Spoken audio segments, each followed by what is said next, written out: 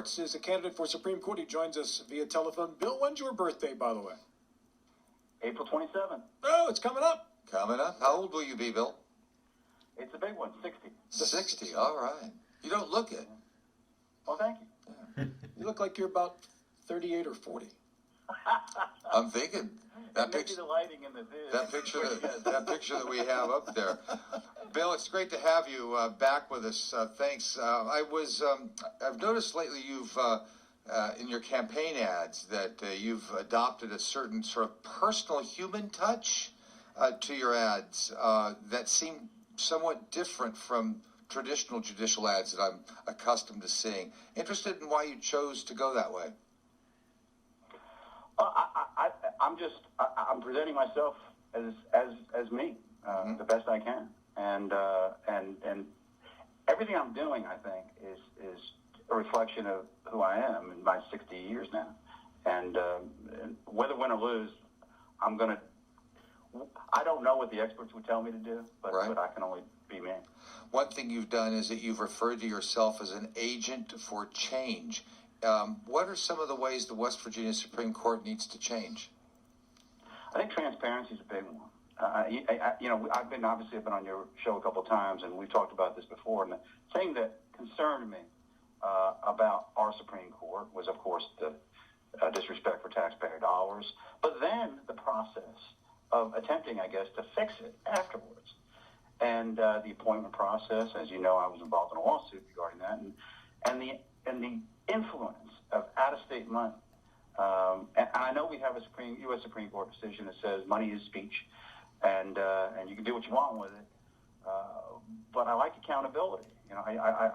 There was a reason why the Supreme Court and all judicial candidates are supposed to be nonpartisan. And I think the main reason for that is that no matter who you are, when you go into the Supreme Court, you should feel like the blinders are on. And it doesn't matter what party you are or what race you are, you're going to get a fair shot under the law and under the Constitution. I'm not sure everyone believes that right now. And so that's that. As an agent of change, I'm unaffiliated. I belong to no political party. And I think that should be true of really any judicial candidate. And I truly think I'm going to have the blinders on. And I think I come as a taxpayer among the robes. I've spent my career paying taxes, representing individuals in the state of West Virginia. I have no corporate out-of-state money coming in. I'm mostly self-funded. So I think I put my money where my mouth is. And I think I'll do that when I'm sitting on the Supreme Court as well. I've got one commitment to the people of West Virginia and to the law. I ask all candidates this regardless of their office that they hold. At least I try to remember these days. What's it like campaigning in the middle of a worldwide pandemic when you can't go out of your home? Oh, it's hard. It's difficult. I'm talking to you right now from my home. Right. And pretty much you do this. I had a radio interview the other day in Parkersburg, and that was from my home as well. One of the things that I've been doing is I've been donating masks. And a friend of mine who's in the healthcare industry said, hey, even if you weren't running for Supreme Court, as a lawyer, you should consider doing this based on the resources you've got.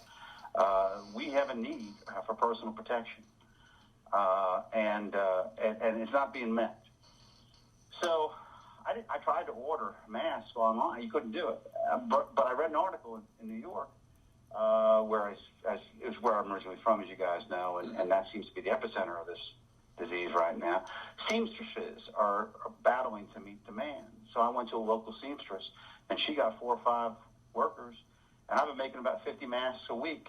I started in Huntington because my son is a student at Marshall, and he has friends who are nurses at St. Mary's, and St. Mary's was glad to have it.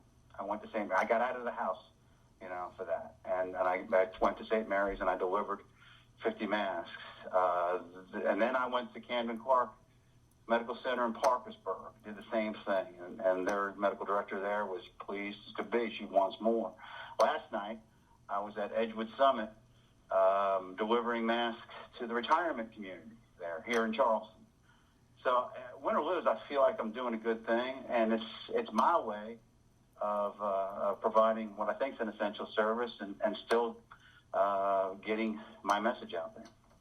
Bill Schwartz is our guest. He is a candidate in Division 3. This is for the unexpired term, by the way. And Bill has made a couple of appearances on our program. Obviously, that's not possible in the near future. So all the interviews we've done with Supreme Court justices and everybody else have been by telephone.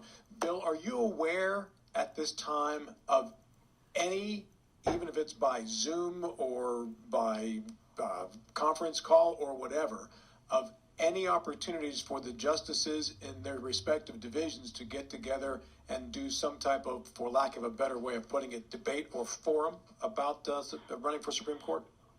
I haven't heard that, and I regret that. I think that, especially for a position like this, the voters should get a feel for what do they sound like, what do they appear like, who am I putting on our highest court? And right now, if it stays the way it is, I'm concerned that the power of out-of-state money to package a specific candidate without getting a unfiltered view of them is going to win the day, and that's a concern of mine. I said last time there were a number of debates, and I don't know if there'll be any debates this time. I hope there'll be some format for it.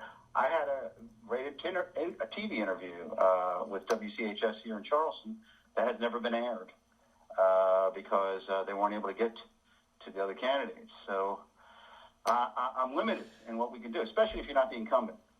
Sure. You're limited, and I'm not the incumbent, and I'm a political newbie. So this definitely doesn't favor me. Yeah, that's a very good point, Bill, and I have to agree with you that one of the real tragedies of this virus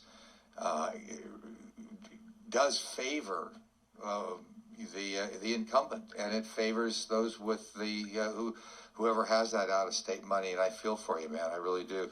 I will tell you that, in part answer to Rob, we are still intending at the Stubblefield Institute, in cooperation with West Virginia Public Broadcasting, to have a forum with all 9 or 10 of the candidates on June the 4th is our target date now.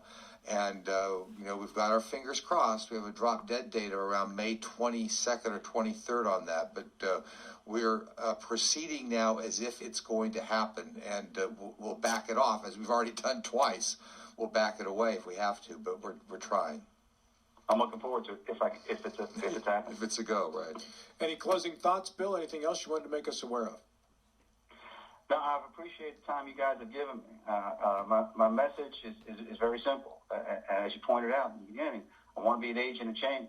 I want to be that taxpayer among the robes. I want to be the watchdog for people who care about a fair and just system in West Virginia, which I think will help us at every stage, economically, and hopefully we reverse the trend of people leaving the state and maybe coming back into the state. All right, good talk. Hey, when's your next mask donation? Monday, I believe Randy's my manager, but I believe I'm in Boone County Memorial Hospital, which is the southern part of the state here, and hopefully to Fairmont next. Yeah, man. Hey, fun movie out of Boone County, Lucky Logan. Have you seen that yet? I did. It's part of it was one of the, it was a great movie. It was one of the shows in my movie marathon the other day. Yeah. Isn't that awesome? Yeah. It was a great movie. It was a great scheme to take money from that. Yeah, and you just gave Rob a second day in a row to talk about Lucky Logan. I can't talk about that enough. It's a great movie. It's the West Virginia Ocean's 11, basically. It's the same director. I gotta watch it. My favorite quote. They wanted to get Joe Bang out of prison to do the job for him, and he says, "I am incarcerated." That's right. As you may be aware, I am currently incarcerated. That's Daniel Craig, by the way, who plays Joe Bang, which is a great character name, by the way. You know what, Bill? You just got probably 100 votes out there because you watch cool movies. That should be in your next ad. Hi, I'm Bill Schwartz. I watch cool movies. Hopefully I don't say I'm incarcerated. No, but there are other Supreme Court justices who could say that in West Virginia. That's a good point. Yeah, man. Hey, have a great day, dude. Thank you. Bill Schwartz, a candidate for Supreme Court, it just hit me that I may have just called a future Supreme Court Justice dude. There, yeah, you have to be careful about that. Well, after he gets elected, you might want to say, "You're honorable, dude." You're honorable, dude. Yeah, man.